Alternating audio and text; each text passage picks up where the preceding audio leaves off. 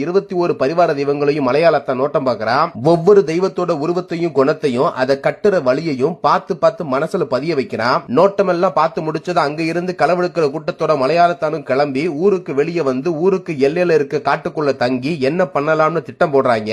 எப்ப எப்ப எப்ப எப்ப எப்ப எம்புட்டு பொண்ணு எம்புட்டு பொருள் வீடு தவறாம இறங்கி ஏறணும். ஜென்மத்துக்கும் களவெடுக்க தேவையே இல்ல. அம்புட்டு கொட்டி கிடக்கு. கண்ணுல பார்த்து சந்தோஷப்பட்டதையெல்லாம் கைப்பத்தி அனுபவிக்கிறதெல்லாம் இந்த மலையாளத்தான் கையில தான் இருக்கு. என்னையா மலையாளத்தான் இந்த பெருசு சொன்ன மாதிரி இந்த ஊர்ல சாமி பூதம் எதுவும் இல்லையில, தாராளமா களவுக்கு போகலாம்ல.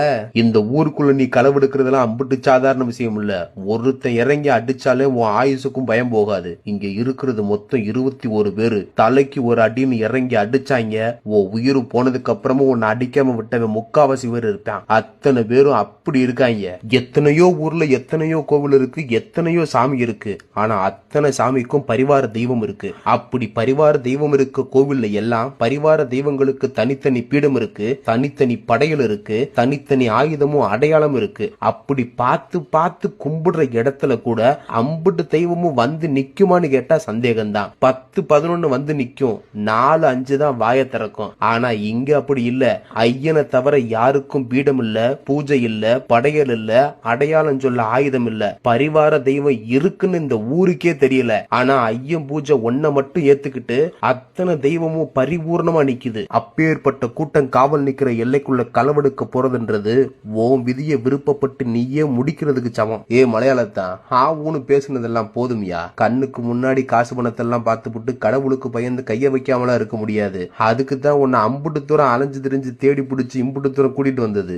உன்னால என் களவுக்கு உதவியா இவங்களை கட்ட முடியுமா முடியாதா அதை மட்டும் சொல்லு. என்னால முடியாததுன்னு எதுவும் இல்ல. ஆனா கட்டுற சாமியை கட்டுக்குள்ள கடைசி வரைக்கும் வைக்க முடியாதுன்னு தான் சொல்றேன்.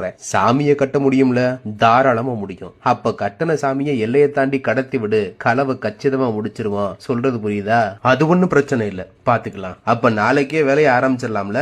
இது ஒண்ணும் எடுத்தோம் கவுத்தோன்ற வேலை இல்ல. நாளைக்கே ஆரம்பிக்கிறதுக்கு நல்லது பண்றதுக்கே கால நேரம் பார்க்க வேண்டியது இருக்கு. நீயும் நானும் பார்க்க போற வேலைக்கு காலமும் நேரமும் ரொம்ப முக்கியம். கொஞ்சம் தப்பிச்சு நீயும் நானும் தப்பிக்கவே முடியாது. சரி சரி, அதுக்காக ரொம்ப பயமுடுத்தாத. அதுக்குன்னு ரொம்ப நாள்லாம் காக்க போட முடியாது. காரியத்தை கச்சிதமா முடிக்கணும்னா மாச கணக்குல கூட காத்து கிடக்கலாம், தப்பு இல்ல. அட என்னையா நீ வேற, மாச கணக்குல காத்து கிடக்கலாம், வருஷ கணக்குல காத்து கிடக்கலாம்னு எப்ப என்னன்னு குறிச்சு சரியா சொல்ல தெரியாதா உனக்கு? சொல்லலாமே. அதுக்குன்னு நிறைய வழி இருக்கு. அது மூலமா பார்த்து நமக்கு எப்ப சாதகமான நாளுன்னு கச்சிதமா கணிச்சு சொல்ல முடியும். அப்ப அத பாரியா. அதை விட்டுட்டு வசவசன்னு என்னத்தையாவது பேசி பயமுடுத்திக்கிட்டே இருக்கேன்னு